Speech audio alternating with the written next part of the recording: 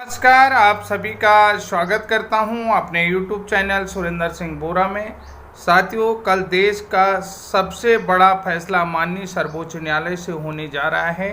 कि बीएड प्राथमिक शिक्षक भर्ती में रहेगा या नहीं रहेगा, यानी कि ज्वाइनिंग टीचर्स की नौकरी, जो बीएड ज्वाइनिंग टीचर्स हैं उनकी नौकरी सुरक्षित रहेगी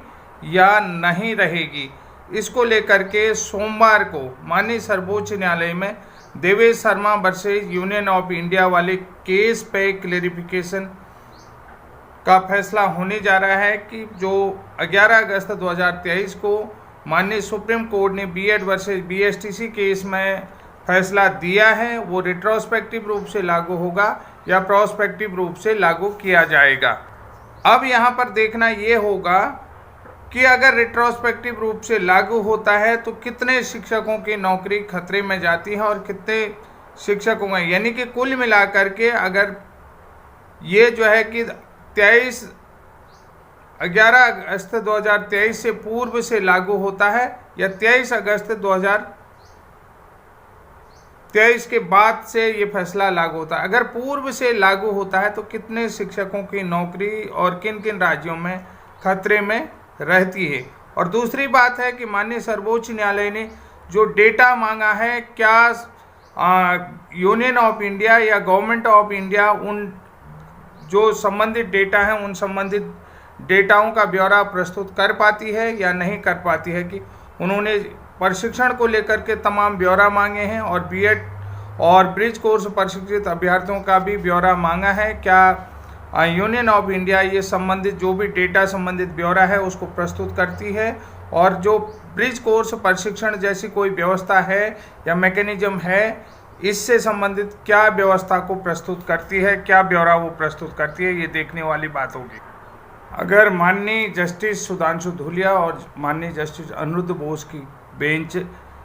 इस बात में फैसला देती है कि जो फैसला है वो 11 अगस्त 2023 के बाद लागू होगा, तो अन्य राज्यों में जहां पर विज्ञापन से संबंधित 2020 के विज्ञापन से संबंधित भर्ती इस केस के कारण रुकी हुई थी, इस केस के कारण प्रभावित हुई है, तो उन लोगों के साथ किस तरीके का फैसला होगा। और जिन लोगों ने ब्रिज कोर्स प्रशिक्षण प्राप्त कर लिया है, जैसे कि आपको मैं बता देता हूं कि लखनऊ जो 14 जनवरी 2004 की विशिष्ट बीटीसी प्रशिक्षण व्यवस्था संबंधित के संबंध में जो व्यवस्था थी, उस व्यवस्था के संबंध में भी मैं बात करूंगा। जिस बीटीसी प्रशिक्षण को लेकर के राष्ट्रीय अध्यापक शिक्षा परिषद द्वारा उत्तर प्रदेश हेतु विशिष्ट बीटीसी कार्यक्रम को मान्यता दिए जाने के अनुक्रम में 46,189 अभ्यर्थियों को 6 महीने का विशिष्ट प्रशिक्षण प्रदान करने की अनुमति दी थी, और उत्तर प्रदेश राज्य शैक्षिक अनुसंधान परिषद द्वारा आवश्यक कार्रवाई को करते हुए ये प्रशिक्षण प्रदान किया गया था। उन 46,189 अभ्यर्थियों का क्या होगा, जिन विकलांग अभ्यर्थियों को 3 फरवरी 2008 के अनुसार विकलांग अभ्यर्थियों को 15 वर्ष की छूट और सामान्य अभ्यर्थियों को 10 वर्ष की आयु सीमा में छूट दी गई है। यानी कि जो अधिकतम आयु है नौकरी में, जो अधिकतम आयु है वो 50 वर्ष और 55 वर्ष करी गई है। तो ऐसे अभ्यर्थियों के भविष्य में क्या फैसला कल होगा, यानी कि उत्तर प्रदेश में उन अभ्यर्थियों को लगभग 2500 रुपये का स्थायी फंड भी दिया जा रहा है। स्थायी फंड की भी व्यवस्था है, 2500 रुपये स्थायी फंड की व्यवस्था हुई है 2008 के अनुसार। तो ये जो है कि इस बारे में मैं आपको बताऊंगा कि अब इन लोगों का भी भविष्य क्या होगा, यहाँ पर इस बात को भी ध्यान में रखना होगा, क्योंकि 46,189 अभ्यर्थी जो अभी भी ज्वाइनिंग का इंतज़ार कर रहे हैं, जिन्हें सरकार 2500 रुपया स्थायी फंड दे रही है 2008 के बाद, आज भी ऐसे बहुत सारे अभ्यर्थी हैं जिन्होंने ये ब्रिज यानी कि विशिष्ट बीटीसी प्रशिक्षण प्राप्त किया है। और साथियों, बहुत सारे लोग कह रहे हैं कि अगर जो है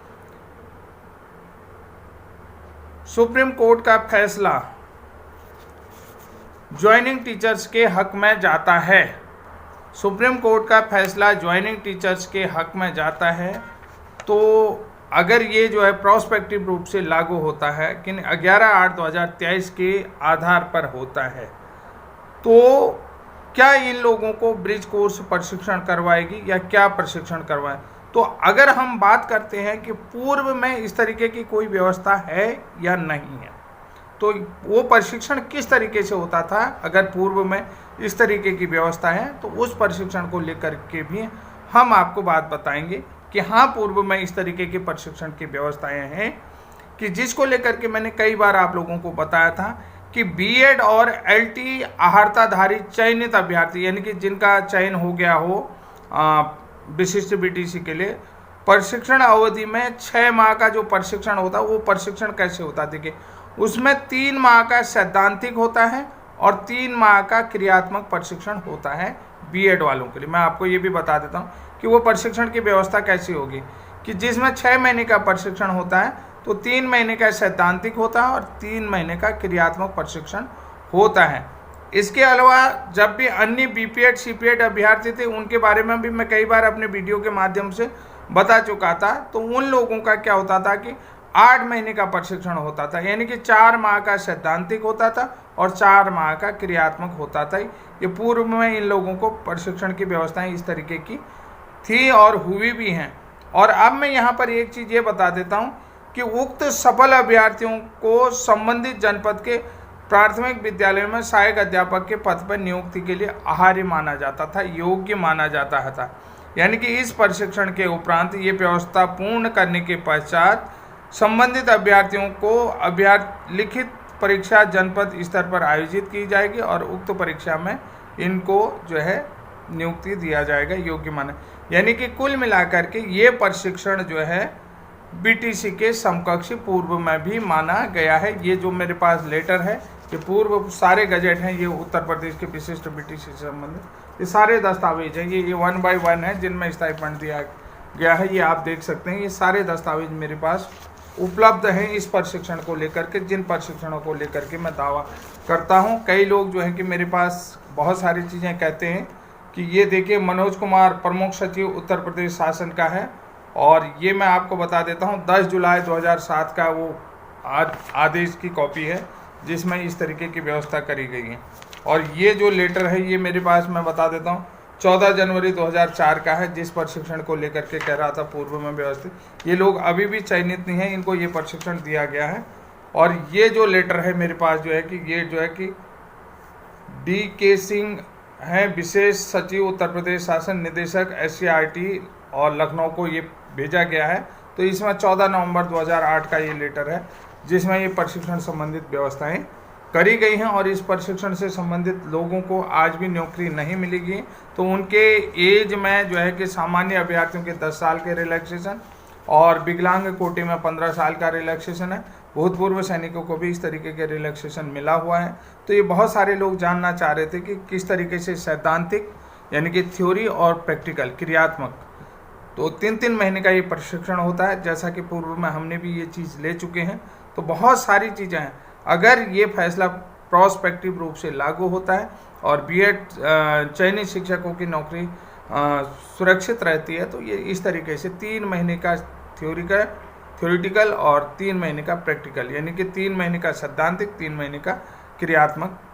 चीज़ें यहाँ पर प्रशिक्षण इन लोगों को दिया जाएगा। ये पूर्व से ये व्यवस्थाएं हैं और ये सारे लेटर हमारे पास उपलब्ध हैं। ये उत्तर प्रदेश शासन के हैं और उत्तराखंड शासन के भी हम पूर्व में दे चुके हैं। तो साथियों, इस तरीके की व्यवस्थाएं पूर्व से बनी हुई हैं। और जो लोग प्रूफ के रूप में बात करना चाह रहे थे कि बोरा जी आप खाली बकते हो, लेकिन मैं बकता नहीं हूँ, आपके पास मैं ये पूरे सिद्धांत दिखा रहा हूँ और पूरे नियम दिखा रहा हूँ। 1, 2, 3 ये सारी चीज़ें हैं। उत्तर प्रदेश के साथी निश्चित रूप से इस बात को समझ रहे होंगे कि हाँ, इस तरीके की व्यवस्था उत्तर प्रदेश में है और रहेगी भी, कि ये लोगों का भी भविष्य का फैसला कल होना है। तो साथियों, आज के लिए इतना ही। तब तक के लिए जय हिंद, जय उत्तराखंड।